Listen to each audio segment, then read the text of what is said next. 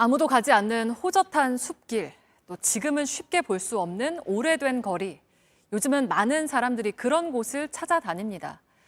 그런데 누군가에게는 위안을 주지만 누군가는 불만을 이야기합니다. 특히 거기에 터를 잡고 사는 사람들은 갑자기 몰려드는 사람들 때문에 괴롭다고 말하곤 합니다.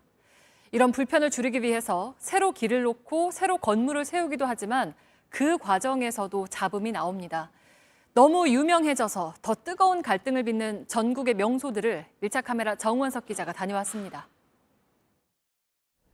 전남 나주의 한 마을입니다. 마을 입구부터 수목원 때문에 원 주민들이 다 죽는다는 현수막이 붙어 있어 이게 무슨 상황인가 싶은데요. 수목원을 가는 길이라는 표시와 함께 400m를 더 가야 한다고 되어 있지만 사실 좀 알아보기가 어렵습니다. 대체로 사람들이 이 길을 통해서 차로 진출입을 하다 보니 이 좁은 농로를 두고 갈등을 빚고 있다고 하는데 어떤 상황인지 자세한 내용을 알아보겠습니다. 진입금지 표시를 무시한 채 농로를 통해 진입하는 차량들. 차 한 대가 겨우 지나갈 수 있는 좁은 도로를 줄지어 들어갑니다. 맞은편에서 오는 차들과 맞물리기도 하고 농사를 지으러 오가는 주민들은 이런 차들을 피해 다닙니다. 모두 수목원을 가는 방문객 차들입니다. 아이고 날이 날마다 아주 죽겠어. 여기서 저 동네 가려면 몇 번씩 내렸다가 타고 굴고 댕겼어라.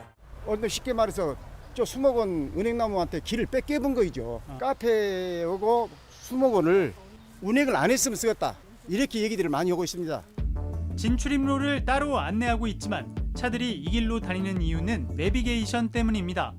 좀 그러면서 미안하기는 했어요. 내비 찍었어요. 초행이라 한 번도 안 와봐서 어쩔 수 없이 그렇게 했어요.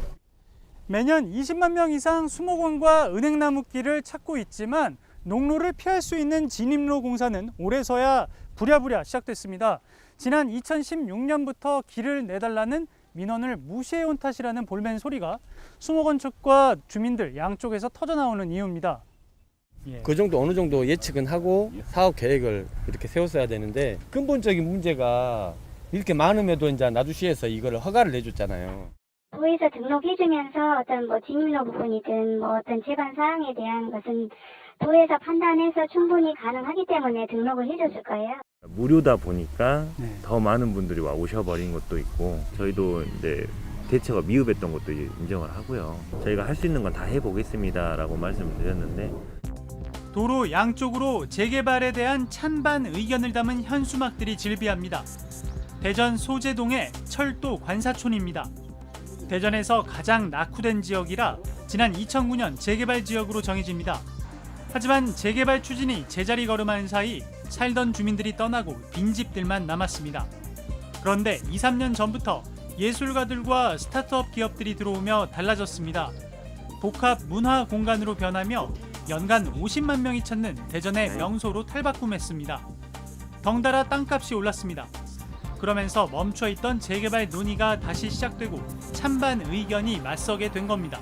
보상을 받으려고 그래 이걸. 응? 보상을 그래도 이봐서 시설을 한 2천만 원 받거든. 그러니까 그걸 받으려고. 어떻게든지 간에 그걸 전체 다 살리려고 하는 거예요. 대한민국의 근대 문화의 유산이라 이거죠. 그 역사를 왜 없애려고 하냐 이거예요. 원래는 이쪽으로 4차선 도로가 날 예정이었지만 관사촌의 가치를 알아보고 활용하자는 단체들의 의견을 일부 수용하기로 하면서 이 골목만큼은 남게 될 전망입니다. 하지만 재개발이 진행된 이후에 이곳을 어떻게 활용할지에 대해선 여전히 걱정을 토로하는 목소리가 높습니다. 공원으로 조성을 해서 대전시에 기부 체납을 하겠다. 공원이면 할 수 있는 활용 방안에는 한계가 있습니다. 국제화된 공원으로 만들면 이게 무슨 의미가 있겠습니까? 뭐 전쟁기념관 앞에 있는 오래된 탱크 그냥 가져다 놓은 거와 다를 바가 없다고 생각을 해요. 시민들의 나들이 명소로 이름을 알린 경기도 여주시의 강천섬에 최근 공사가 한창입니다. 맘스 아일랜드라는 산모, 태교 등 교육시설을 짓기로 한 겁니다. 하지만 여론이 좋지 않습니다. 자연 친화적인 동네인데 현대화 건물이 들어오면 아무래도 뭐 경관이나 이런 거 봤을 때 부자연스럽지 않나. 뒤늦게 이를 알게 된 주민들이 반대하고 나섰습니다. 시에 중단을 요구했지만 시는 예산까지 배정된 공사를 중단할 수 없다는 입장입니다.